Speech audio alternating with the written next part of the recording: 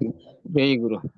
గురు బ్రహ్మ గురు విష్ణు గురుదేవో మహేశ్వర గురు సాక్షాత్ పరబ్రహ్మ తస్మై శ్రీ గురవే నమః. ఓం నమో బ్రహ్మాదిభ్యో బ్రహ్మ విద్యా సంప్రదాయ కర్తృభ్యో వంశ ఋషిభ్యో మహద్భ్యో నమో గురుభ్యః. సర్వోపప్లవరహిత ప్రజ్ఞాన ఘన ప్రత్యగర్ధో బ్రహ్మైవాహమస్మి అహం పదార్థరహితః. గురవే సర్వలోకానాం విషజే భవరోగిణాం నిదయే సర్వవిద్యానాం శ్రీ దక్షిణామూర్తయే నమః. ఓంకారపీఠ సిద్ధాంతం బ్రహ్మ విద్యోపదేశిక శ్రీమన్నారాయణం సూర్యం సద్గురుభ్యో నమో నమః. యాజ్ఞవల్కం చ జనకం సుఖ సాందీపమీశ్వరం కృష్ణమర్జున సంయుక్తం ఉద్ధవం చ నమో నమః. బ్రహ్మానంద యోగీంద్రం రామానంద జ్ఞానేశ్వరః సహజానంద యోగీశ రామావధూత గురుం భజామి. అంబికా శివయోగీంద్రం వేమన యోగి సద్గురుం నిరంజన వెంకయార్య తిరువెంగళ గురుం భజే. శ్రీధర స్వామి యోగీంద్రం శివరామాఖ్య దీక్షితం కంబాలూరి అపబ్రహ్మం సద్గురుభ్యో నమో నమః. పరశురామ సీతారామ భాగవత కృష్ణయోగినః పీల్కాన లక్ష్మణార్య సద్గురుభ్యో నమో నమః. బృహద్వాసిష్ట సిద్ధాంతం పూర్ణబోధోపదేశిక వెంకటేశ్వర యోగీంద్రం సద్గురుభ్యో నమో నమః. ఆత్మానాత్మమతీతమనిశం కేవలాత్మోపదేశిక వేముల రామయార్య యోగీంద్రం సద్గురుభ్యో నమో నమః. ప్రణవాతీతమగమ్యం పరా ప్రకృతిరహితం పరమశలోపదేశిక శ్రీ రాజయాఖ్య గురుం భజే. శ్రీ బ్రహ్మ విద్యా సిద్ధాంతం అచల తత్వోపదేశిక శ్రీ నాగయార్య యోగీంద్రం సద్గురుభ్యో నమో నమః. ద్వయాత్మరహిత సిద్ధాంతం పరమ పురుష ప్రబోధక శ్రీ వివేకానంద సుబ్బయార్య సద్గురుభ్యో నమో నమః. క్షరాక్షరమతీతం చ అచల పూర్ణోపదేశిక శ్రీ పూర్ణానంద పుల్లయార్య సద్గురుభ్యో నమో నమః. అస్మద్గురు సమారంభం కృష్ణ సాందీప మధ్యమాం ఓంకార పీఠపర్యంతం వందే గురు పరంపరం. జై సద్గురు ప్రభు మహారాజుకు జై.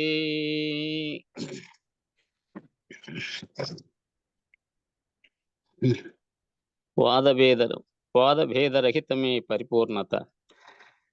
జగతి సత్యము కాదని కుందేటి కొమ్ములా లేనిదని నా జ్ఞానమే శూన్యమని నా జగతిలో సుఖము లేదని పలికినా సాధనా సంపదలతో సద్గురుని సన్నిధిని చేరకుండా వాదభేదముల చేత ఒరిగేటి ప్రయోజనమేమి గలదు.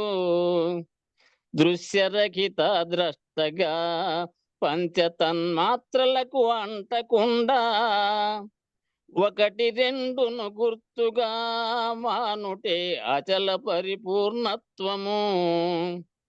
కనువాడు రూపమైతే జగదీశ్వరులను రూపమగును కనుకనే కనువాడిని ముందుగా శూన్యమై చూడవలెను. చూపు రూపుల కందని తన రూపు కంటికి కనబడదుగా రూపమే లేని తాను ఈశ్వరుని ఏ రీతి చూడగలడు. నామరూపరహితమై అంతటా నిండున్న తత్వంబును దృశ్యరహిత ద్రష్టగా తెలియమని శ్రీరమణ సందేశము.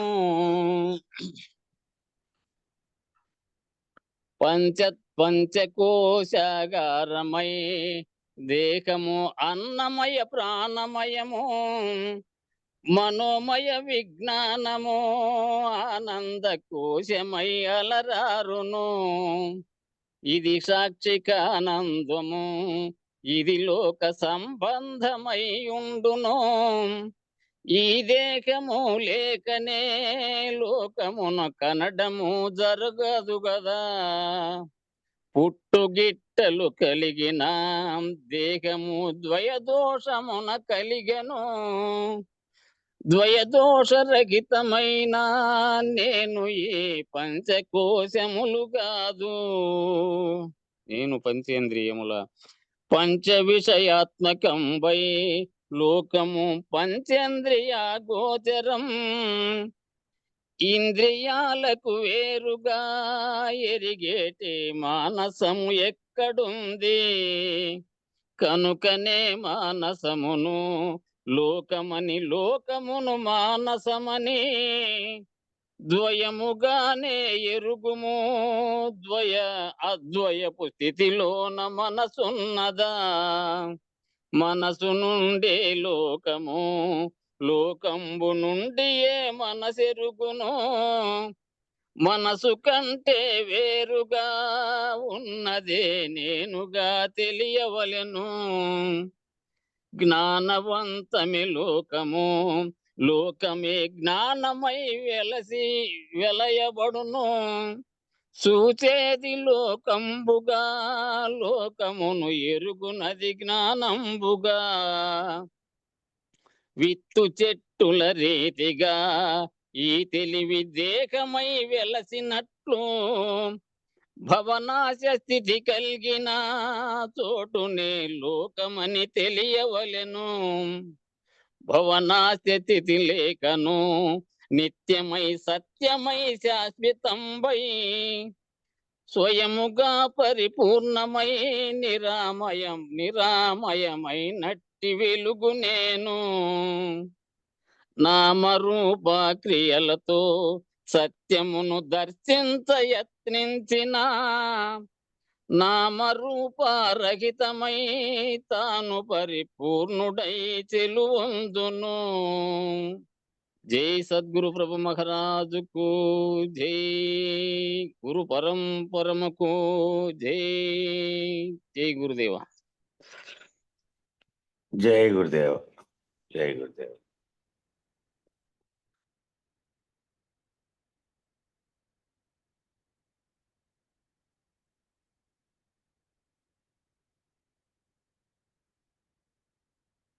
కాబట్టి ప్రకాశం అంతా స్వప్రకాశమైనటువంటిగా కనపడుతున్నప్పటికీ సూర్య చంద్రాదులతో సహా అవి ప్రతిఫలిస్తున్నప్పటికీ వాటి మీద పడి అదంతా బ్రహ్మప్రకాశమే.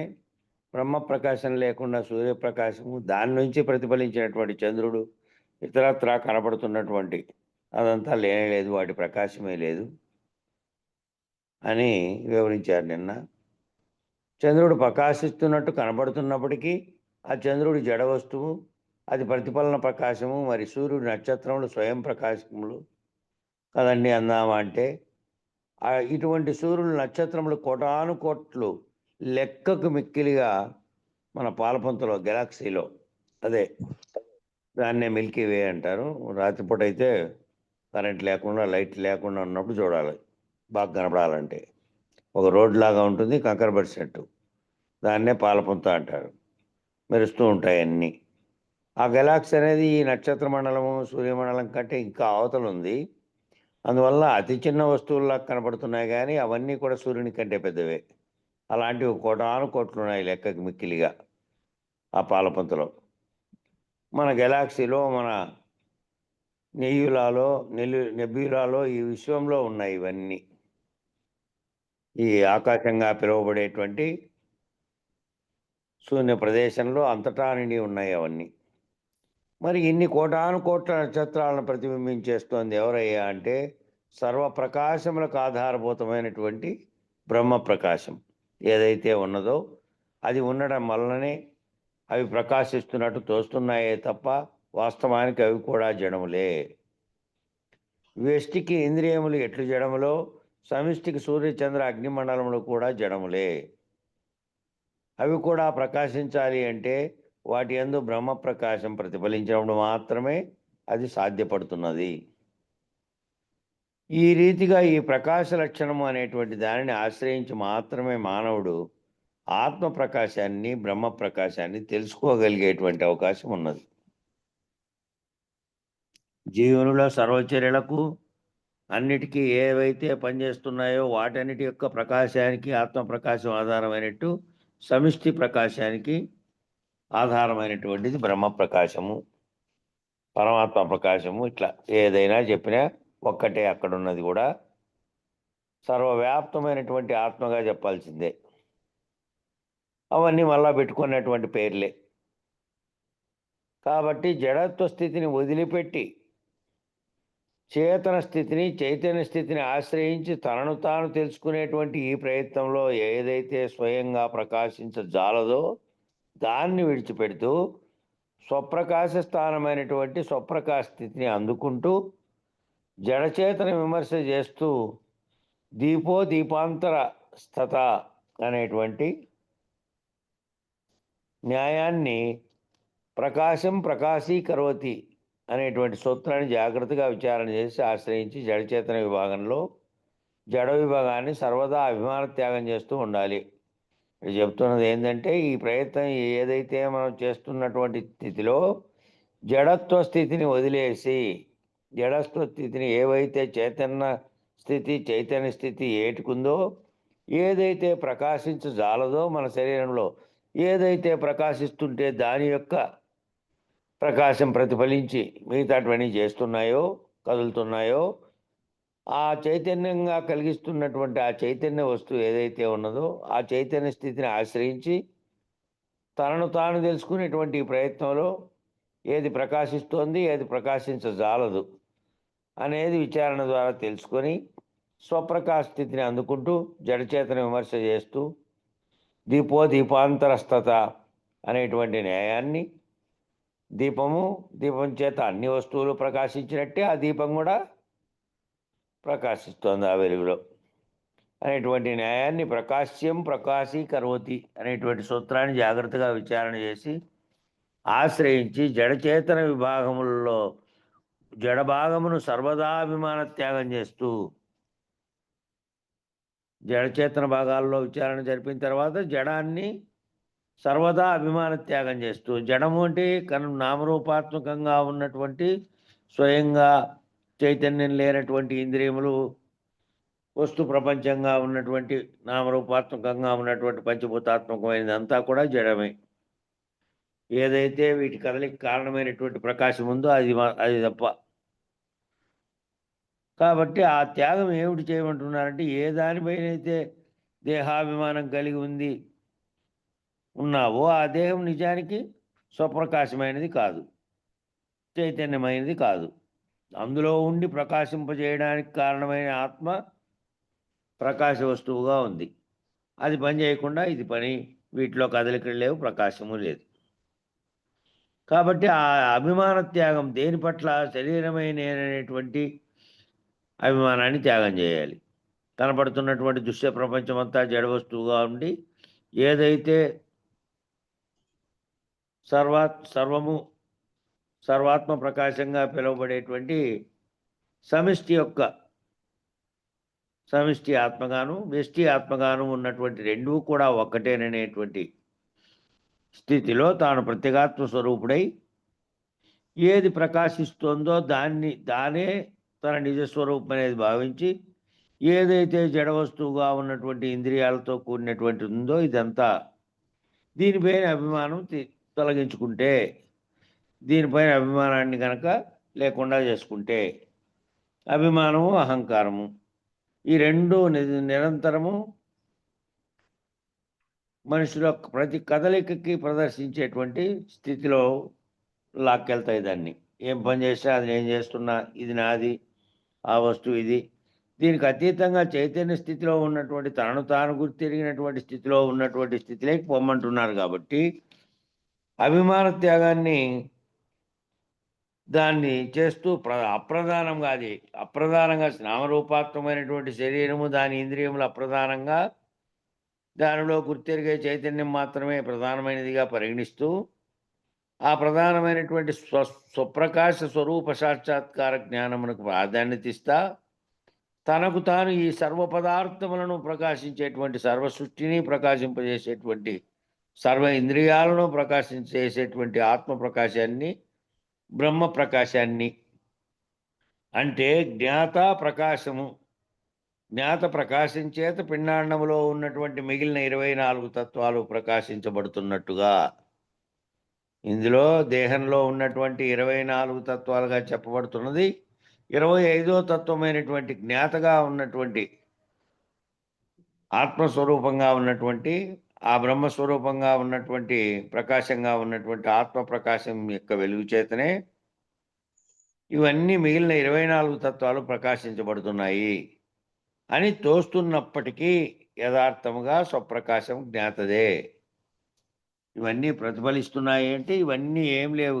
నిజానికి జ్ఞాత లేకుండా జ్ఞాత యొక్క మనసు, జ్ఞాత యొక్క భావించేటువంటి ఆత్మస్వరూపుడుగా ఉన్నటువంటి ఆ జ్ఞాత నుంచి ఇవన్నీ మిగిలినవన్నీ చేస్తున్నాయి. జ్ఞాత లేకపోతే ఇవన్నీ పనిచేసేది, పనిచేయబడేది లేదు, ప్రకాశించేది లేదు. అదే రీతిగా అదే పద్ధతిగా 24 తత్వాలుగా ఉన్నటువంటిదంతా 25 అనేటువంటి జ్ఞాత ప్రకాశం చేత పిండాండంలో ఏ విధంగా 24 తత్వాలు మిగతాటి ప్రకాశిస్తున్నాయో అదే రీతిగా బ్రహ్మాండమందు కూటస్థ ప్రకాశం మిగిలిన 24 తత్వముల యందు ప్రతిఫలించి బ్రహ్మాండంలో అక్కడ కూటస్థ ప్రకాశం ఏదైతే ఉందో అది 24 తత్వముల యందు ప్రతిఫలించి ప్రకాశిస్తున్నప్పటికీ ఆ ప్రకాశం కూటస్థుడిదే. ఆ ప్రకాశం కూటస్థుడు. స్వప్రకాశ లక్షణం రీత్యా జ్ఞాత కూటస్థుడు ఒక్కటే. ఇక్కడ జ్ఞాతగా ఉన్నటువంటి వాడు కూటస్థుడుగా సమిష్టిలో కూటస్థుడుగా ఉన్నటువంటి ఏ ప్రకాశం అయితే కలిగిందో అదిగా ఉన్నవాడు రెండూ కూడా ఒక్కటే. స్వప్రకాశ లక్షణం రీత్యా జ్ఞాత కూటస్థుడు ఒక్కటే. అయితే ఈ జ్ఞాతకు కూటస్థుడికి ప్రకాశించే లక్షణం ఎవరి వద్ద నుంచి వచ్చింది? ఇక్కడ వెష్టిలో ఈ జ్ఞాతగా ఉన్నవాడు, సమిష్టిలో కూటస్థుడుగా ఉన్నటువంటి ప్రకాశించే లక్షణం వీళ్ళకి ఈ రెండింటికి కూడా ప్రకాశ లక్షణం ఎవరి వద్ద నుంచి వచ్చింది అంటే ఏ బ్రహ్మం అయితే సర్వ విలక్షణంగా ఉన్నదో, నిజానికి పరబ్రహ్మంగా ఉన్నదో, పరమాత్మగా ఉన్నదో ఆ పరమాత్మ ప్రకాశం చేత ఆ పరబ్రహ్మ ప్రకాశంలో ఉన్నటువంటి అర్ధభాగం వచ్చి ఆ కూటస్థుడుగా ఈ జ్ఞాతగా వ్యవహరించడానికి ఆకాశంలో ఆకాశం అనేటువంటి పంచీకృతమైనటువంటి భాగంలో ఉండడం చేత ఆ అపంచీకృత ప్రకాశం ఏదైతే ఉన్నదో ఆ అపంచీకృత భాగమే ప్రకాశమే సర్వసాక్షి. అదే పరబ్రహ్మ ప్రకాశం, అదే పరబ్రహ్మ నిర్ణయం. కాబట్టి పంచీకరణ ఇంతకుముందు వివరించాం. 5 రకాలుగా 5 పంచభూతాత్మకంగా ఉన్నటువంటి వాటి తన్మాత్రల్లో ఆ తన్మాత్ర సృష్టిలో తన్మాత్రలతో ఉన్నటువంటి వాటిలో సగభాగం అన్ని యాపిల్ పండ్లు అనుకోండి, అందులో సగభాగం అలాగే ఉండి ఆ సగభాగం కోసినటువంటి మిగతాటివి 4 ముక్కలుగా కలిసి మిగిలిన 4 దానిలో కలిస్తే అట్లా అన్నీ కూడాను పంచీకృతం చేయబడితే 5 భాగాల్లోనూ 5 5లుగా ఆ అసలు ముక్క అయితే ఉంది కదా, అసలుది మొదటిది ఏదైతే పంచీకృతం చేయబడకుండా ఉందో అది పంచీకృతం చేయబడిన తర్వాత అవి వాటిలో కలిసిన తర్వాత ఆకాశము, అగ్ని, మళ్ళీ వాయువు, ఆకాశము, వాయువు, అగ్ని, జలము, పృథ్వీ ఇలా ముఖ్యమైన భాగాలు సగం అట్లాగే ఉండగా మిగిలిన సగాలన్నీ కలిస్తే ఏ విధంగా అది వచ్చిందో, ఏ విధంగా ఏర్పడిందో అట్లా ఆకాశంలో ఆకాశం అనేటువంటి పంచీకృతమైనటువంటి భాగం ఉండడం చేత అపంచీకృత భాగం ఏదైతే ఉన్నదో అదే ఆ అపంచీకృత భాగమే పంచకుండా ఉన్నటువంటి ఆ సగమే పరబ్రహ్మ ప్రకాశం, అదే పరబ్రహ్మ నిర్ణయం. మిగిలినవన్నీ కలవడం చేత ఆ భాగాలు వాటి యొక్క సగభాగాలు కలియడం చేత తన్మాత్రలుగా ఉన్నవి కార్యరూపం ధరించి వస్తురూపం ధరించి జగత్తుగా ఏర్పడి ఉన్నాయి. వీటన్నిటికీ ప్రకాశంగా ఉన్నది ఆ మిగిలినటువంటి సగభాగంగా ఉన్నటువంటి అపంచీకృత భాగం నుంచే, అంటే పంచబడకుండా ఉన్నటువంటి అట్లే మిగిలి ఉన్నటువంటి దాంట్లో నుంచినే ప్రకాశం అనేది కలుగుతోంది. కాబట్టి సర్వవ్యాపక ప్రకాశం ఏదైతే అనంత సృష్టి అంతటా వ్యాపించి ఉందో, ఇంక ఇప్పుడు ఇది ఎట్లే పట్టుకోవాలి అంటే, నిజానికి ఈ విషయాన్ని మళ్ళీ కూడా పట్టుకోవాలంటే ఇది సాంఖ్య విచారణలో వచ్చినటువంటి కూటస్థుడు, అఖండ ఎరుక, వీటిని పట్టుకోవాలంటే ఇది అయిపోతానే అఖండ ఎరుక నిర్ణయ పద్ధతి అనే బుక్ చదవాలి. అది ఒక వారం 10 రోజులకి అయిపోతుంది, వారం కూడా ఉండదు. అది చదివితే, ఎందుకంటే ఇక్కడ వ్యష్టి సమిష్టి అనేటువంటి ఆ రెండింటిలోనూ వచ్చేటువంటి దాంట్లో ఎరుక, ఈ ఈ ఎరుక అక్కడ ఉన్నటువంటి అఖండ ఎరుక మళ్ళా కార్యకలాపాలుగా కర్మ చేస్తే వచ్చే ఫలితాలను అనుభవించేటువంటి విధిగా ఉందే, అది సమిష్టి కర్మ, వ్యష్టి కర్మ అనే వాటిని కూడా విచారించినట్టు అవుతుంది. కాబట్టి మళ్ళీ దాన్ని చదువుదాం ఇది అయిపోయిన తర్వాత. సరే, ఇప్పుడైతే ఆ అపంచీకృత భాగంగా ఉన్నటువంటి పంచబడి కలియబడిన తర్వాత కలవకుండా ఉన్నటువంటి అపంచీకృత భాగమే పరబ్రహ్మ ప్రకాశంగా, సర్వసాక్షిగా, పరబ్రహ్మ నిర్ణయంగా చెప్పారు. కాబట్టి సర్వవ్యాపక ప్రకాశం ఏదైతే అనంత సృష్టి అంతటా వ్యాపించి ఉంది, సర్వవ్యాపక ప్రకాశంగా ఉండి అనంత సృష్టి అంతటా వ్యాపించి ఉండి చీకటికి స్థానమే లేనటువంటి స్థితిగా ఉన్నదో, ఏ సర్వవ్యాపక ప్రకాశం అయితే అనంత సృష్టి అంతటా వ్యాపించి ఉండి చీకటికి స్థానమే లేనటువంటి స్థితిగా ఉన్నదో, ఏ దాంట్లో అయితే చీకటికి అనే దానికి స్థానమే లేకుండా ఉన్నదో, అటువంటి పరబ్రహ్మ ప్రకాశమే యథార్థమునకు మానవులు అందుకోవలసినటువంటి గమ్యం. మానవులు ఆ స్థితిని అందుకోగలగాలి. అజ్ఞానరహితంగా అయితే, దేనివల్ల అయితే అవిద్య అజ్ఞానం వల్ల చీకటి అనేది వచ్చిందో, ఆ చీకటే లేనటువంటి స్థితి ఉన్నటువంటి దాన్ని అందుకోవాలి.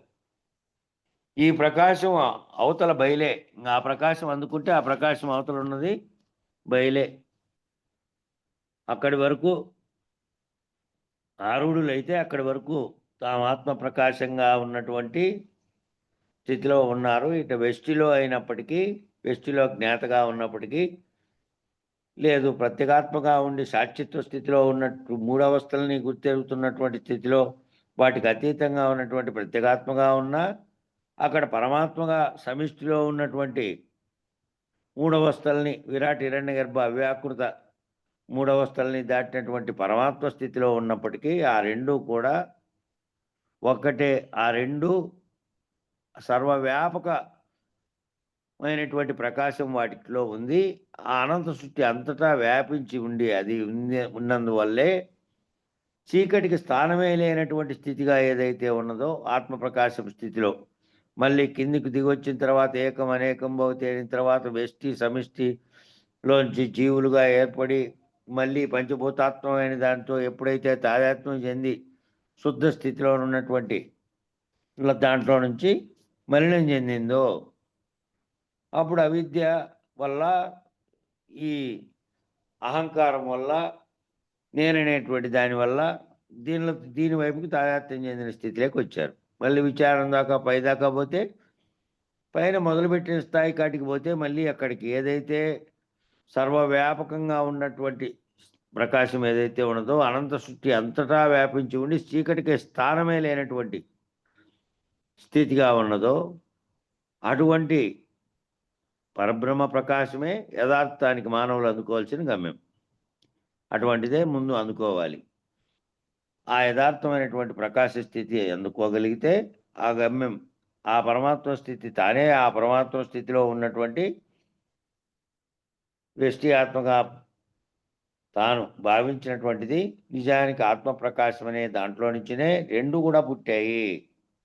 రెండు కూడా వ్యష్టి సమిష్టులు రెండూ పుట్టడానికి ముందు అహంకారం ఏర్పడకముందు అవ్యక్తంగా ఉన్నటువంటి స్థితిలో నుంచి మొత్తం పుట్టింది అనేటువంటి స్థితి కాటికి పోతే ఆ గమ్యంలోకి మళ్ళా వ్యష్టి ప్రకాశాలు అనేటివి వేరువేరుగా తలచబడుతున్నటువంటి అంతటా అవి లేవు. సర్వవ్యాప్తమైనటువంటి ఒకే ఒక్క ప్రకాశం సర్వవ్యాప్తంగా ఉన్నది.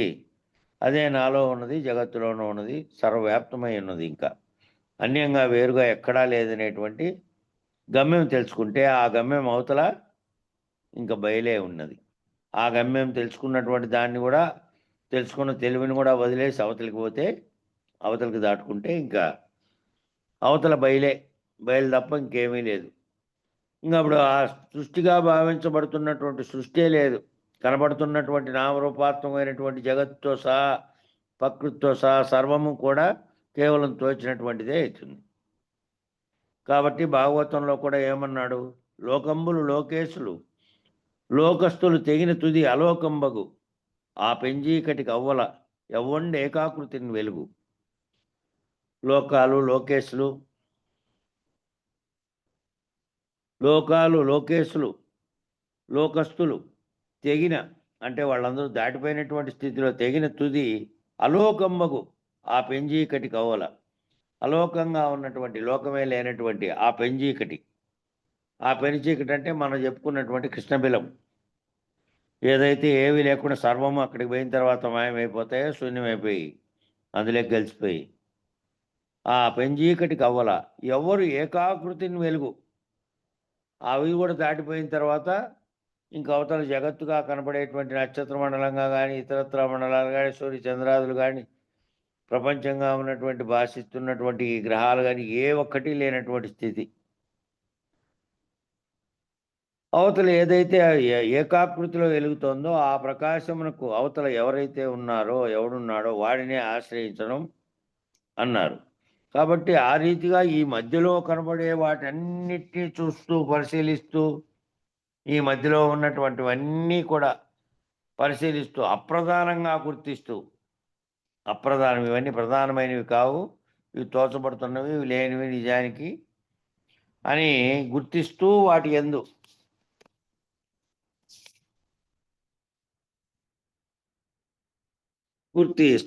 యందు అభిమాన త్యాగం చేస్తూ ఏవైతే ఇవన్నీ ఉన్నాయని భావించావో నిజానికి అవన్నీ లేనివిగా తోచబడినవిగా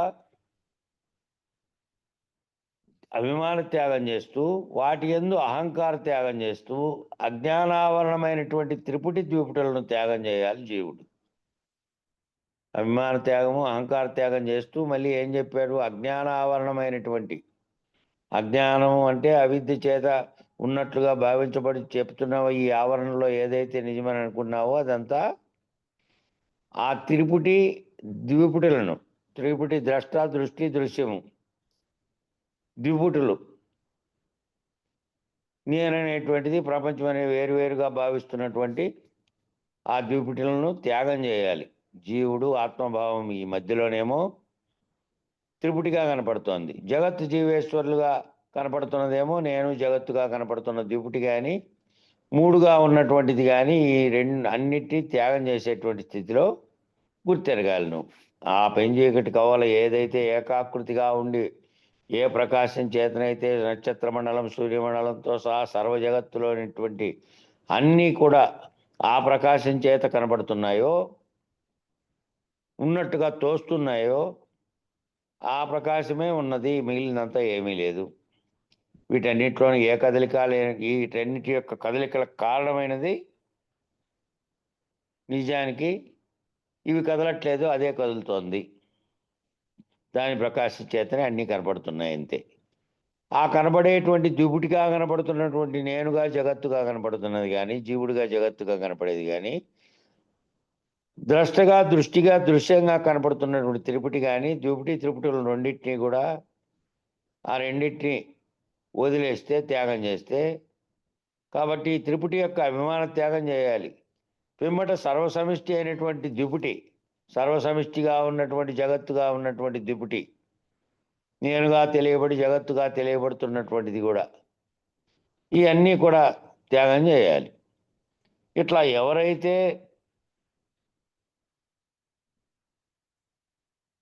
ఎవరైతే ఈ విధంగా రెండు స్థితులలో అభిమాన త్యాగాన్ని అహంకార త్యాగాన్ని చేస్తారో ద్విపుటిలోను త్రిపుటిలోను ఎవరైతే ఈ అభిమాన త్యాగాన్ని అహంకార త్యాగాన్ని ద్విపుటిలో అంటే నేనుగా కనబడుతున్నటువంటి నేను అనుకుంటున్నటువంటి నామరూపాత్మకమైనటువంటి దేహం కానీ నామరూపాత్మకంగా కనబడుతున్నటువంటి ప్రకృతి జగత్తంతా కానీ దాన్ని ద్విపుటిని చూసేవాడుగా ఉన్నటువంటి ద్రష్ట, చూసే చూపు, దృశ్యంగా కనబడుతున్నటువంటి దృశ్యము.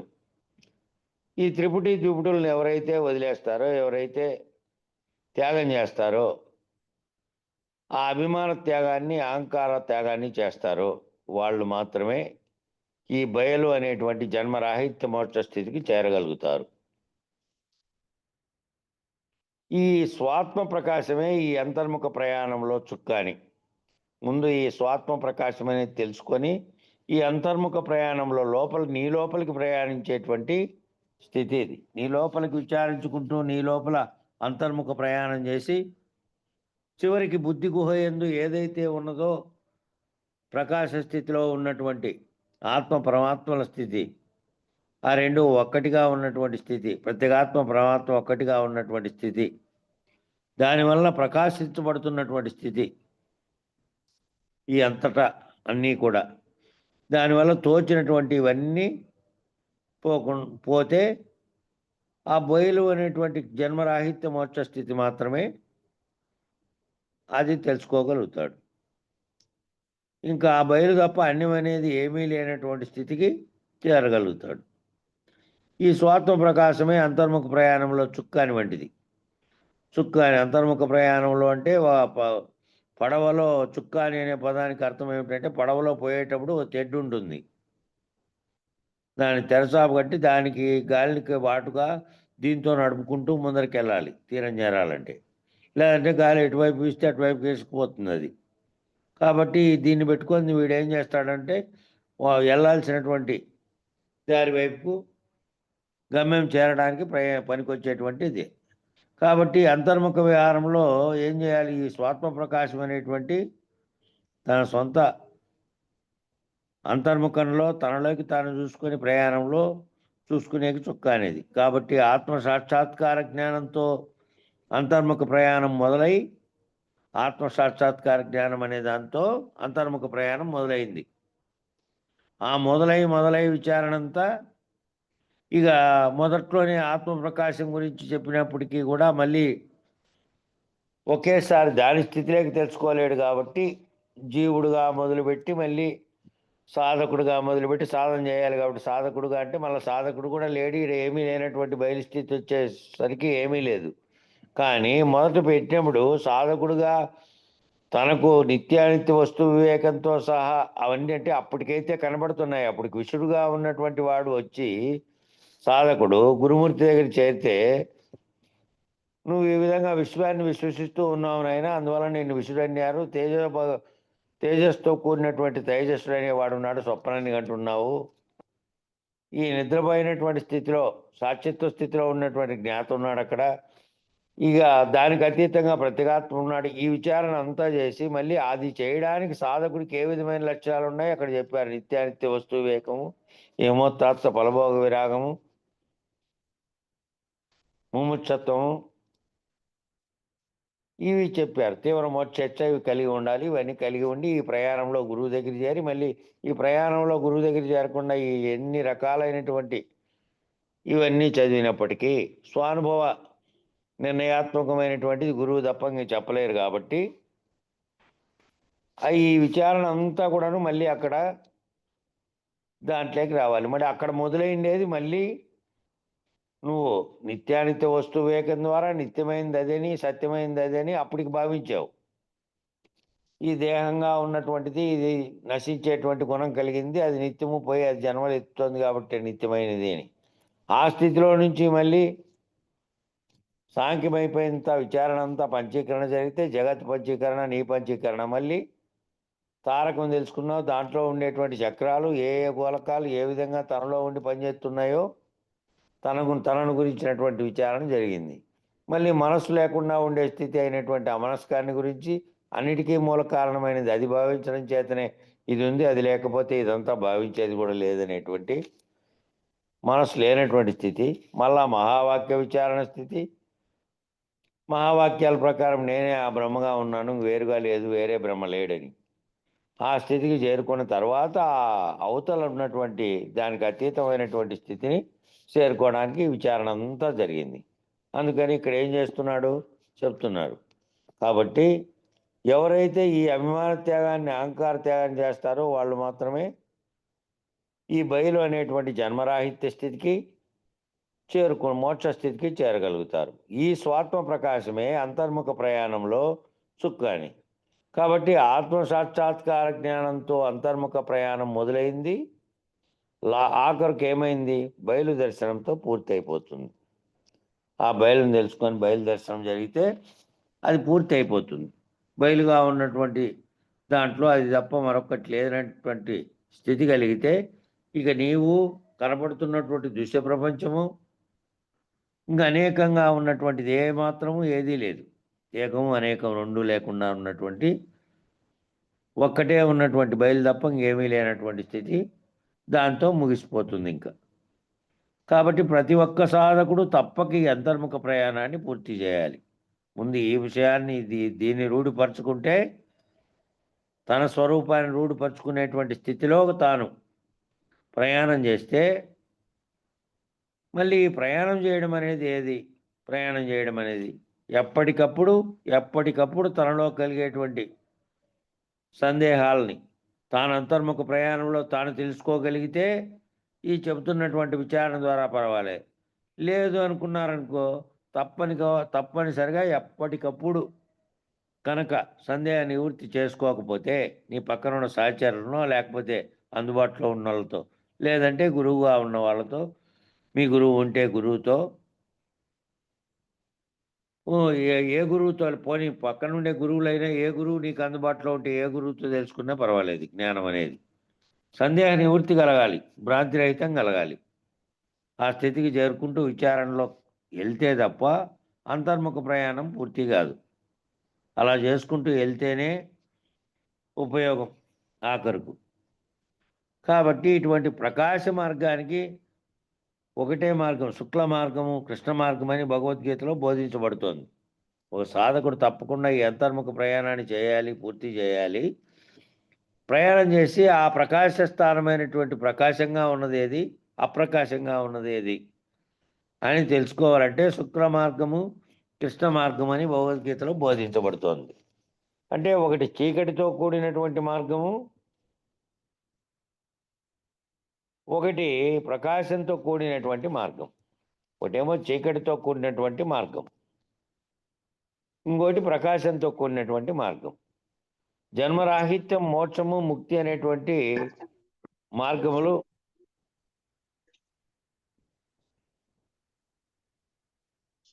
జన్మరాహిత్యము, మోక్షము, ముక్తి అనేటువంటి మార్గములు శుక్ల మార్గం. పునరావృత్తి సహితమైనటువంటి జన్మమరణ చక్రంలో తిరిగి పడవేసేటటువంటి స్వర్గాది భోగములను అనుభవించేసేటువంటి మార్గం కృష్ణ మార్గం. 2 మార్గాలు చెప్పారు ఈడ. ఒకటేమో శుక్ల మార్గం, రెండోదేమో కృష్ణ మార్గం. ఈ 2 మార్గాల్లో ఒకటేమో జన్మరాహిత్యము, మోక్షము, ముక్తి, మళ్ళీ తిరిగి జనామరణ చక్రంలోకి రాకుండా ఉండేటటువంటి మార్గం, అది శుక్ర మార్గం. పునరావృత్తి సహితమైనటువంటి అంటే మోక్షము అంటే స్వర్గాది భోగాలన్నీ ఏవేవైతే కోరుకుంటున్నావో, నాకు అలా ఉండాలి, ఇలా ఉండాలి, మంచి జన్మ ఉండాలి, సర్వ సంపదలు ఉండాలి, ఈ కోరికలతో కూడినటువంటి మంచి ఉత్తమమైనటువంటి దానికోసం పుణ్యం చేసుకుంటూ మళ్ళీ జన్మెత్తి నేను ఇవన్నీ భోగించాలి అనేటువంటి ఇచ్చతో పోయేటువంటి మార్గం ఒకటి. ఆ మార్గం మళ్ళా పునరావృత్తి సహితమైనది. ఈ నీ పుణ్యకాలము, నీ పుణ్య విశేషం అంతా పోయిన తర్వాత మళ్ళీ వచ్చి మళ్ళీ జన్మకు కారణమైనటువంటి దాంట్లో పడాల్సిందే. ఈ సత్కర్మలు అన్నీ చేసి ఈ సత్కర్మల వల్ల నేను ఫలితాన్ని పొందుతున్నా, స్వర్గానికి పోతున్నా, స్వర్గాది భోగములు అన్నీ అనుభవిస్తున్నాను అని చేసేటువంటివన్నీ కూడా అదంతా కూడా కృష్ణ మార్గము అని చెప్పారు. అది మళ్ళీ తాత్కాలికమైనటువంటి ఆ భోగములన్నీ ఆ పుణ్య మార్గం చేత లభించినవన్నీ నశించగానే, అవన్నీ అనుభవించగానే ఏదైతే కర్మ ఫలితంగా ఉన్నటువంటిది నువ్వు ఒకప్పుడు చేసినటువంటి కర్మల వల్ల ఆ పోయిన జన్మల్లోటి ఈ జన్మల్లోటి వచ్చి చుట్టుకునేటివి ఏ విధంగా అనుభవిస్తే వాటి పని అయిపోతుందో, అనుభవించడం ద్వారా సంచిత కర్మ ఫలితాన్ని గురువు యొక్క జ్ఞానం ద్వారా ఇప్పుడు జరుగుతున్నటువంటి ప్రారంధాన్ని రెండింటిని నశింపజేసుకోగలిగేటువంటి స్థితి ఉండేటువంటి విచారణ ద్వారా చేయగలిగేటువంటిది ఏదైతే ఉందో దాని మార్గంలో పోకుండా ఇట్లా మంచిగా ఉండి మంచి సత్కర్మలు అన్నీ చేస్తే, దాన ధర్మాలు చేస్తే, పుణ్యమైనటువంటి కార్యాలు చేస్తే నాకు ఇది లభిస్తుంది అనేటువంటి మార్గంలో వెళ్తే ఆ మార్గంలో లభిస్తుంది. కానీ అది లభించినటువంటిది మళ్ళీ పునరావృత్తి సహితమైనటువంటిది. మళ్ళీ నీ యొక్క పుణ్య విశేషములైనటువంటి కర్మలన్నీ అయిపోతానే మళ్ళీ జన్మకు తెచ్చేటువంటిది. కాబట్టి జనన మరణ చక్రంలో తిరిగి పడవేసేటువంటి స్వర్గాది భోగములను అనుభవింపజేసే మార్గము కృష్ణ మార్గం. అవే శ్రేయో మార్గము, ప్రేయో మార్గములు. మళ్ళీ దానికి 2 పేర్లుగా పెట్టారు. ఒకటి శ్రేయో మార్గము, ప్రేయో మార్గములని. ఏదైతే శ్రేయో మార్గం ఉందో ఆ మార్గంలో మనం పయనించి బయలుదర్శనం చేత మళ్ళీ పునరావృత్తి రహితం జరిగితే పునరావృత్తికి అవకాశం లేనటువంటిది అది శ్రేయో మార్గంగా ఉంటుంది. ప్రేయో మార్గంలో పోతే నాకు అన్నీ కావాలి, అన్నీ అనుభవించేటివి కావాలి, ఇవన్నీ కూడా కావాలని చెప్పి ఈ మార్గంలో పోతే ఇది మళ్ళీ నువ్వు పుణ్యకాలం చేసినంత వరకు నువ్వు చేసినటువంటివన్నీ అయిపోతానే మళ్ళీ తిరిగి తీసుకొచ్చేటువంటి మార్గం లేకపోతుంది. కాబట్టి ఈ రీతిగా భగవద్గీత చక్కగా ఈ 2 శ్రేయో మార్గం, ప్రేయో మార్గం అనే దాని మీద దాదాపు 8-10 క్లాసులు జరిగినాయి జ్ఞానయజ్ఞం జరిగినప్పుడు. అందులో ఉన్నాయి ఆ వీడియోలు. మళ్ళీ ఎప్పుడైనా ఒకసారి ఎన్నో సంఖ్యలో ఉన్నాయి, దాదాపు 1000 పైన ఉన్నాయి. కాబట్టి వాటిలో ఒకసారి చూసుకొని ఎప్పుడైనా గ్రూప్లోకి పెడతాం, మళ్ళీ చూస్తానండి. గ్రూప్లోకి పెట్టేటి వీడియోలు ఏంటని వస్తే అవి ఏంటివి పెడతానని మళ్ళీ గ్రూపే ఓపెన్ చేసుకోవట్లే. ఈరోజు నిన్న పెట్టింటివి ఏం చెప్తే కొంతమంది చూస్తున్నారు, కొంతమంది చూడట్లే. వాటిలో పెట్టేటివి అట్లా చూడండి మళ్ళీ. అట్లా ఈ రీతిగా భగవద్గీత చక్కగా వివరించేటటువంటి ప్రయత్నం చేసింది. అవి భగవద్గీతలో కూడా దీన్ని బాగా వివరంగా వివరింపజేసింది. కృష్ణ మార్గం అంటే ఏమిటి, ఈ శుక్ల మార్గం అంటే ఏంటి, శుక్ల మార్గం అంటే అదే శ్రేయో మార్గము, ప్రేయో మార్గములుగా పిలువబడినాయి. ఇవి ఏంటివి, శ్రేయో మార్గం ఏది, ప్రేయో మార్గం ఏది. ఈ రీతిగా భగవద్గీత చక్కగా వివరించేటువంటి ప్రయత్నం చేస్తే ఏది నీకు శ్రేయస్సును అందిస్తుందో, మోక్షాన్ని, ముక్తిని అందిస్తుందో, జ్ఞాన మార్గమై ఉన్నదో, సర్వకర్మలను దగ్ధం చేయగలుగుతున్నదో, కర్మబంధ విమోచనాన్ని ఇవ్వగలుగుతుందో, జనన మరణ రాహిత్యాన్ని ప్రసాదించగలుగుతుందో అటువంటి కేవల ప్రకాశ మార్గాన్ని, కేవల జ్ఞాన మార్గాన్ని, కైవల్య మార్గాన్ని మానవుడు ఆశ్రయించాలి. ఆ రీతిగా సాధకులందరూ ఇట్టి కేవలత్వాన్ని ఆశ్రయించేటటువంటి పద్ధతిగా ఎవరైతే అంతర్ముఖ ప్రయాణాన్ని పూర్తి చేస్తారో, విచారణ ద్వారా ఈ విధంగా అంతర్ముఖ ప్రయాణం అంతా పూర్తి అయ్యి తాను సర్వసాక్షిత్వ స్థితిలో ఉన్నటువంటి ఆ పరమాత్మ ప్రకాశం అనేటువంటి స్థితికి ఎదిగి ఆ ప్రకాశం ఆవల కనుక తాను బయలుదర్శనంగా పొందాల్సినటువంటి రాహిత్య స్థితిని పొందితే గురువు ద్వారా ఇక ఈ అంతర్ముఖ ప్రయాణం పూర్తి అవుతుంది. ఇక మళ్ళీ అటువంటి వారు మాత్రమే గురుకరుణను పొంది గురుకృపను పొందగలుగుతారు. ఆ గురుకృప పొందగలిగితే మళ్ళీ ఈ ప్రయోగ మార్గంలో ఏదైతే నాకు అన్నీ కలుగుతున్నాయి, బ్రహ్మాండంగా స్వర్గాది భోగములంటి అనుభవించేటువంటి మార్గంగా ఉన్నది అని అనుకున్నప్పటికీ, లేదా అన్ని రకాలైనటువంటి దుష్టత్వ పాప కర్మలన్నీ చేసి మళ్ళీ అనేకమైనటువంటి జన్మలు కలిగేవానికైనా సరే, ఉత్తమ జన్మలు కలిగేవానికైనా సరే చక్రం అయితే అలాగే ఉంటుంది. జన్మను కలగజేసేటువంటి చక్రం.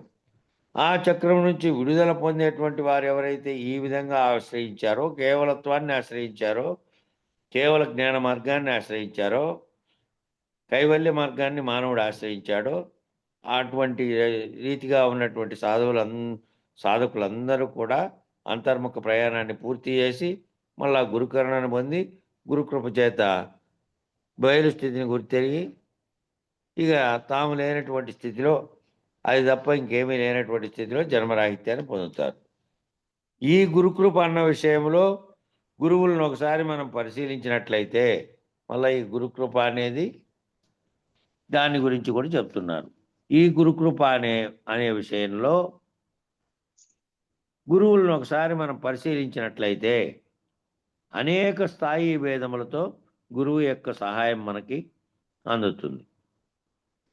అనేక స్థాయి భేదాలతో గురువు యొక్క సహాయం మనకి అందుతుంది. ముఖ్యంగా ఈ అంతర్ముఖ ప్రయాణం కూడా అంతా కూడా గురుకృప పైన ఆధారపడి ఉంది. ఈ అంతర్ముఖ ప్రయాణం చేసేది కూడా ఆ గురుకృప మీద ఆధారపడే ఉంది. నువ్వు ఆ విధంగా గురువుని గనక గురుసేవ ద్వారా, గురు సాన్నిధ్యం ద్వారా నిరంతరము ఆ గురువు చెప్తున్నటువంటి వాక్యాల ద్వారా ప్రయాణం చేయగలిగితే, గురువు ఎక్కడో ఉన్నప్పటికీ కూడా గురువాక్యముల ద్వారా నీ మనసులో నింపుకొని నిరంతరం ఆ ధ్యాసలో కనుక ఉన్నట్టయితే అవి ఒక్కటొక్కటిగా నీకు తెలియబడతాయి.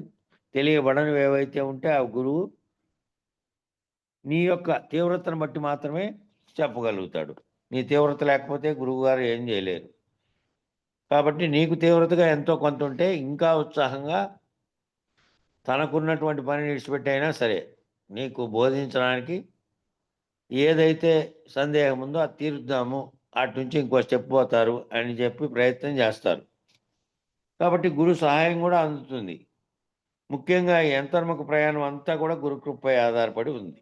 కాబట్టి శ్రీ గురువు ప్రారంభ స్థితిలో ఇచ్చేటువంటి మొట్టమొదటి ఉపదేశము అనవీ దీక్ష. విష్ణు సహస్రనామంలో ఉన్నటువంటి నామాన్ని కానీ, లలితా సహస్రనామంలో ఉన్నటువంటి నామాన్ని కానీ మొట్టమొదటి జపం చేయడానికి ఆధారంగా జపనిధి మంత్ర యోగానికి ఉపదేశాన్ని ఇచ్చేటువంటి శక్తి ఈ శ్రీ గురువుని ఆశ్రయించి ఉంటుంది. కాబట్టి మొట్టమొదటిగా గురువు సహాయము శ్రీ గురువు అనేటువంటి రీతిగా మనకి అందుతుంది.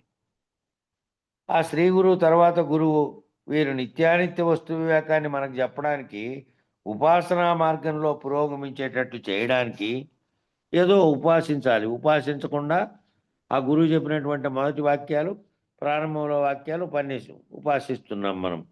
ఆ ఉపాసించి గురువు యొక్క ఉపాసిస్తూ ఉండగా ఏం జరుగుతుంది? ఆ గురువు యొక్క దాని మీద లక్ష్యానికి పూర్తిగా నిర్దేశమవుతుంది. ఆ లక్ష్యం యొక్క వైపుకే, ఆ లక్ష్యంలోంచి బయటికి రాకుండా ఉన్నటువంటి స్థిరత్వం వస్తుంది. ఉపాసనా మార్గంలో పురోగమించేటట్టు చేయడానికి మనకు అది ఉపయోగపడతాయి.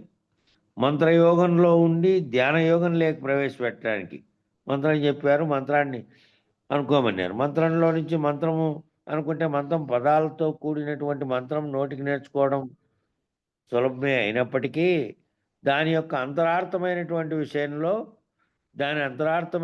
విషయాన్ని నువ్వు లక్ష్యంగా పెట్టుకొని ధ్యానం చేయాలి. ఆ ధ్యానయోగం లేక అంతరార్థం యొక్క లక్ష్యంగా నువ్వు ధ్యానించే స్థితిలోకి పోతే అట్లా ధ్యానయోగం లేక ప్రవేశపెట్టడానికే ఈ గురువు అనేటువంటి సహాయం ఉపయోగపడుతుంది. నువ్వు నిరంతరము నిద్ర వచ్చే వరకు, నీవు వచ్చే వరకు మదిలో తలుచుకో, ఈ మంత్రాన్ని తలుచుకో అంటే మంత్రం నేర్చుకున్నటువంటి ఆ వాక్యాన్ని తలుచుకోమని కాదు, ఆ వాక్యాంతరార్థమైనటువంటి నిర్ణయార్థాన్ని భావంలో నువ్వు భావం చెందాలి. అది ధ్యానంలో అది చెందాలి నిరంతరం. ఆ తరువాత శ్రీ సద్గురువు మనకి నిత్యానిత్య వస్తు వివేకం తర్వాత సాధకుడు సాధనా చతుష్టయ సంపత్తిని సంపార్జించుకోవడానికి, అలాగే ఆత్మానాత్మ వివేకాన్ని మనకు బోధించడానికి ఉపయోగపడినటువంటి గురుస్థితే శ్రీ సద్గురువు.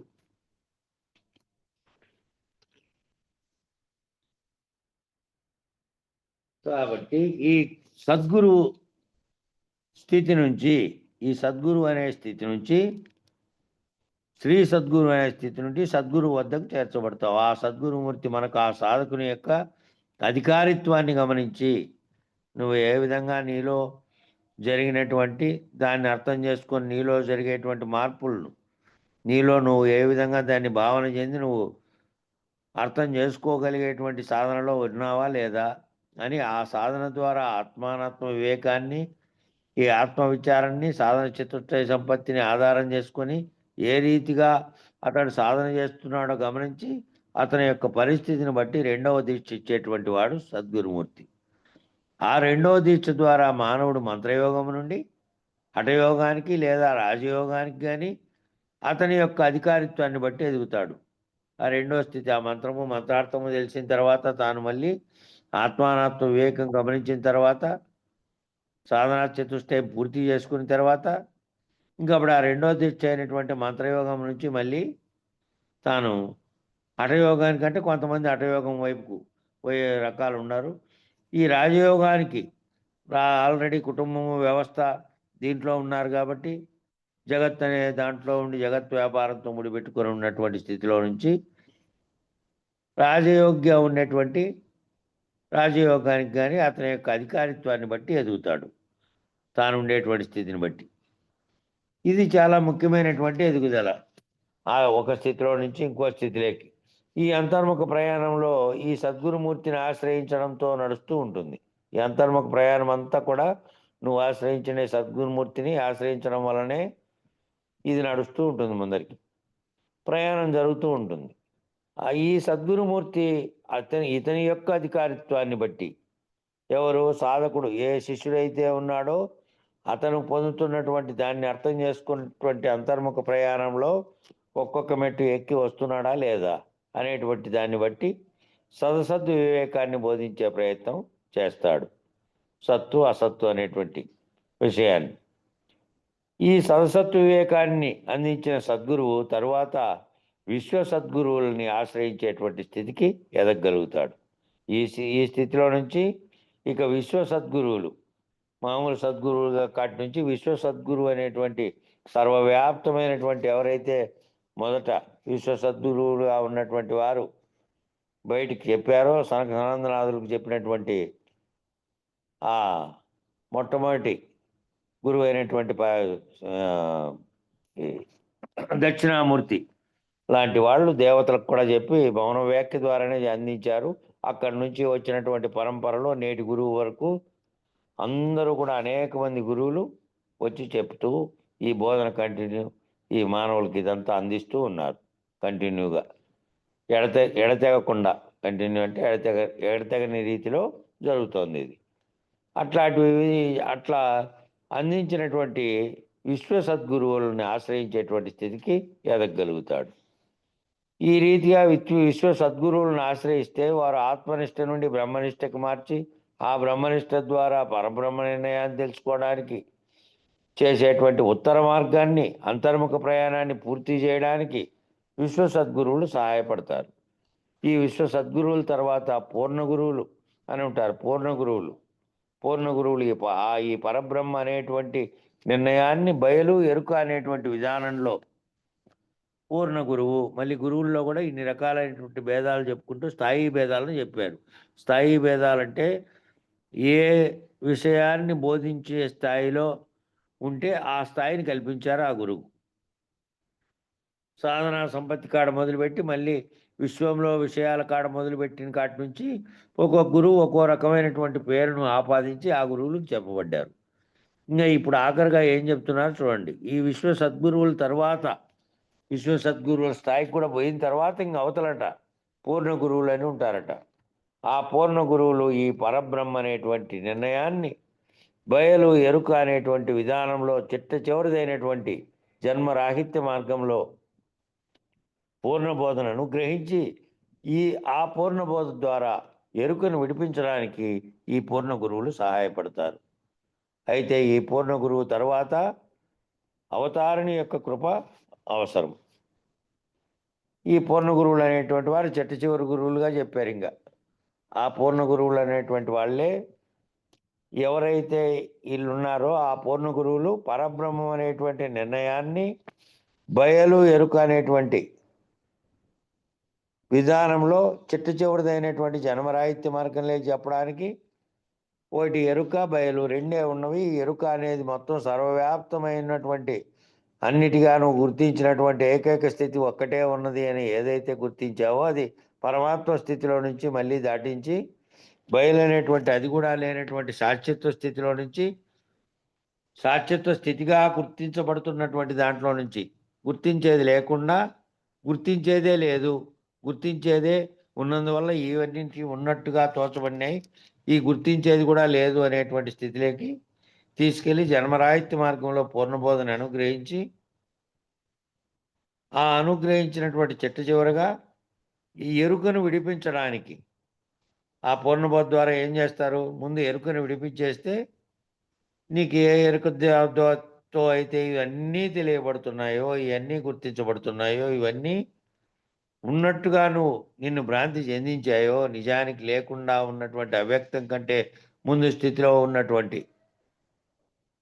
లేనే లేకుండా సర్వవ్యాప్తమైనటువంటి ఒకే ఒక బయలుగా ఉన్నటువంటి దాంట్లో, ప్రపంచం కూడా లేకుండా ఉన్నటువంటి దాంట్లో, వస్తువు చూడడానికి కానీ, చూసేవాడు కానీ, చూడబడేటువంటి దృశ్యం కానీ 3 లేనటువంటి ఏ బయలైతే స్వతసిద్ధంగా అప్పటికే ఉన్నాదో, దాంట్లో ఏదైతే ఇది కలగడానికి, ఈ సర్వ సృష్టి కలగడానికి కారణమైనటువంటి జ్ఞానం అనేది ఒకటి ఉత్పత్తి అయిందో, ఆ ఎరుక అనేది ఏదైతే ఉత్పత్తి అయిందో సంకల్పం అనే స్థితిలో నుంచి, అది లేకుండా ఉన్నటువంటి ఆ జన్మరాహిత్య మార్గంలో పూర్వబోధన వినిపించిన తర్వాత, అది లేకుండా, అది లేనటువంటి ఆ ఎరుకను విడిపించడానికి ఈ పూర్ణ గురువులు సహాయపడతారు. ఆ ఎరుక ఏదైతే నీకు తోచినందువల్ల, మొట్టమొదట ఆ సంకల్పం అనే స్థితిలో కలిగినందువల్ల, ఆ కలిగినటువంటి సృష్టి చేయాలనే సంకల్పానికి మాయ తోడై మిగిలిన అన్నిటిని ఏర్పరిచిందో, ఆ ఏర్పరిచినటువంటి దానికి ప్రధాన కారణమైనటువంటి ఎరుకను విడిపించడానికి ఈ పూర్ణ గురువులు సహాయపడతారు. అందుకే ఈ పూర్ణ గురువు తరువాత ఇంకా అవతారుని యొక్క కృప అవసరమట. అవతారుడుగా భావించి, అవతారుడు అంటే మరి కృష్ణావతారంగా చెప్పబడి ఇట్లా ఆయా దాంట్లో నేనొచ్చి ధర్మ సంస్థాపన చేస్తానని చెప్పినటువంటి దానికై ఏందో చూద్దాం మరి కింద పేరా చదివితే. అట్టి అవతారుని యొక్క కృప వలన ప్రతి ఒక్కరూ మండల త్రయాతీతము, నాదబిందు కళాతీతము, అలాగే శూన్యాతీతము, సంకల్పాతీతము, కాలాతీతము అయినటువంటి స్థితిని బయలుని దర్శించడానికి అవతారిని కృప ద్వారా దేశికేంద్రులని ఆశ్రయిస్తారు. ఇంక అవతారులు అంటే ఎవరో కాదు, ఈ దేశికేంద్రులంతా ఇంక అవతారులు ఉన్నట్టే. ఆ అవతారాన్ని కలిగినటువంటి ఆ అవతారంతో ఈ దేశికేంద్రులు మిమ్మల్ని బయలు దర్శింపజేయడానికి ఆ మండల త్రయాతీతాన్ని, నాదబిందు కళాతీతాన్ని, అలాగే శూన్యాతీతాన్ని, సంకల్పాతీతాన్ని, కాలాతీతాన్ని అయినటువంటి ఇవన్నీ స్థితులు ఏంటివి అంటే బయలు స్థితులు. ఈ సూర్యమండలంతో సహా ఈ మండలం అనేటువంటి మండలాలనే 3 రకాలైనటువంటివి గానీ, నాదబిందు కళాతీతంగా ఉండేటివి గానీ, శూన్యము, శూన్యాతీతము, సంకల్పము, సంకల్పాతీతము, కాలము, కాలాతీతంగా ఉన్నటువంటి వీటన్నిటిని ఇడిపించి ఈ స్థితిని బయలును దర్శింపడానికి అవతారిని కృప ద్వారా దేశికేంద్రులు అనే వాళ్ళని ఆశ్రయిస్తారట. దేశికేంద్రులు ఎవరైతే ఈ స్థితిని కలగజేస్తారో, వీటన్నిటి యొక్క అతీతమైనటువంటి బయలు స్థితిని, బయలును దర్శించడానికి ఎవరి కృప ద్వారా అయితే మనకు పొందుతామో ఆ దేశికేంద్రుల్ని ఆశ్రయిస్తారు. అట్టి దేశికేంద్రులను ఆశ్రయించినటువంటి సత్శిష్యుడు చిట్ట చివరికి మార్గమైనటువంటి కడపటి మార్గమైనటువంటి జన్మరాహిత్య స్థితికి బయలును దర్శించేటటువంటి స్థితికి చేరతారు. బయలును దర్శించి లేనెరుక స్థితికి చేరుకుంటారు. లేనెరుక స్థితికి చేరుకొని ఎరుక కేవలం కలిగినందువల్ల ఎరుక చేత ఉన్నట్టుగా తోచబడుతున్నటువంటి స్థితికి, ఏదైతే ఇంతకాలము తోచిందో ఉన్నట్టుగా ఆ తోచినది లేనిది అనేటువంటి స్థితిలో, ఆ తోచడానికి కారణమైనది అనేటువంటి ఎరుక లేనటువంటి స్థితిలోకి చేరుకుంటారు. అట్లా దేశికేంద్రులే ఇక్కడ అవతారులుగా పేర్కొన్నారు. ఆ తర్వాత సద్గురు యొక్క అంతకుముందు చెప్పినటువంటి పూర్ణ గురువు కంటే కూడా ఇంకా దేశికేంద్రుడు అనే పదం పూర్ణ గురువు కంటే ఇంకా గొప్పగా చెప్పబడి, అవతారము అంటే ఎవరు అవతారము అంటే ఎవరైతే ఆశ్రయించినటువంటి అటువంటి శిష్యుల్ని జన్మరాహిత్యం మార్గం వైపు ఉరికొల్పి అటువంటి స్థితిని కలగజేయడానికి పూనుకునేటువంటి అవతారం ఎత్తినటువంటి వాడుగా భావించాలి అనేటువంటి స్థితిలో ఆ దేశికేంద్రులను ఆశ్రయించినటువంటి సత్శిష్యుడు చివరికి కడపటి మార్గమైనటువంటి జన్మరాహిత్య స్థితికి చేరుకొని బయలును దర్శించేటువంటి స్థితికి చేరతాడు. ఇంకా బయలును దర్శించిన తర్వాత లేనెరుక స్థితికి చేరుకుంటాడు. ఇంకా కొంచెం ఉంది, అది అయిపోతే ఈ చాప్టర్ అయిపోతుంది. ఈ విధంగా శ్రీ గురువు దగ్గర ప్రారంభమైనటువంటి గురుకృపా విధానము చిట్ట చివరికి దేశికేంద్రుని యొక్క అనుగ్రహంతో పూర్తవుతుంది. ఈ రకమైనటువంటి గురుకృపా విధానాన్ని అందుకోవడం కోసమే సాధకులకు అశరీరులైనటువంటి సద్గురుమూర్తులందరూ కూడా ఈ గురు పౌర్ణమి నాడు అనుగ్రహించేటటువంటి అవకాశము ఉన్నది. గురు పౌర్ణమి నాడు మనం గురు పౌర్ణమి చేసుకున్నప్పుడల్లా ఈ గురువులు స్థాయి వేదాలతో ఇప్పుడు వివరించినటువంటి గురువులందరూ ఆ గురువుల్లో ఎవరైతే దేశికేంద్రులుగా ఉండి ఆ దేశికేంద్రులుగా ఈ అవతారమూర్తులుగా ఉన్నటువంటి అశరీరులైనటువంటి సద్గురుమూర్తులు అందరూ కూడా గురు పౌర్ణమి నాడు అనుగ్రహించేటువంటి అవకాశం ఉన్నది. కాబట్టి అంతటి విశేషమైనటువంటి వ్యాస పూర్ణిమ మానవులందరిలో కూడా ఉత్తమమైనటువంటి దీప్తిని ఏదైతే మనం చేసుకొని కార్యక్రమం చేస్తున్నామో ఆ గురు పౌర్ణమి అనేది వ్యాస పౌర్ణిమ అని పిలువబడుతున్నటువంటి మానవులందరిలో కూడా ఉత్తమమైనటువంటి దీప్తిని ఉత్తమమైనటువంటి అనుగ్రహాన్ని అందించాలని ఆశిస్తూ యమధర్మరాజు గారు నచికేతునికి చేసేటువంటి ఈ ఆత్మోపదేశాన్ని, బ్రహ్మోపదేశాన్ని, పరబ్రహ్మ నిర్ణయాన్ని ఈ పంచమవల్లి సమాప్తం అనేటువంటి ఈ అధ్యాయంతో ముగిస్తున్నాము అని ఈ అధ్యాయముతో ఈ నచికేతునికి బోధించినటువంటి ఇది ముగుస్తోంది ద్వితీయ వల్లి. ఇక ద్వితీయ అధ్యాయంలో మళ్ళా తృతీయ వల్లి ప్రారంభమవుతుంది. రేపు ప్రారంభిద్దాం దాన్ని. కాబట్టి మంగళం చెప్పండి. జై గురుదేవ్. మంగళము మంగళంబు మహనీయ గురునికి మంగళంబు సర్వులు శరణు కోరే సాధు స్వరూపునికి మంగళంబు.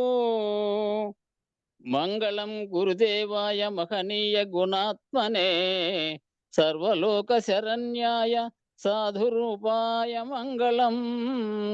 జై సద్గురు ప్రభు మహారాజుకు జై. శ్రీ పూర్ణానంద పుల్లయార్య సద్గురు ప్రభు మహారాజుకు జై. శ్రీ వివేకానంద బండారు సుబ్బయార్య సద్గురు ప్రభు మహారాజుకు జై. గురు పరంపరముకు జై.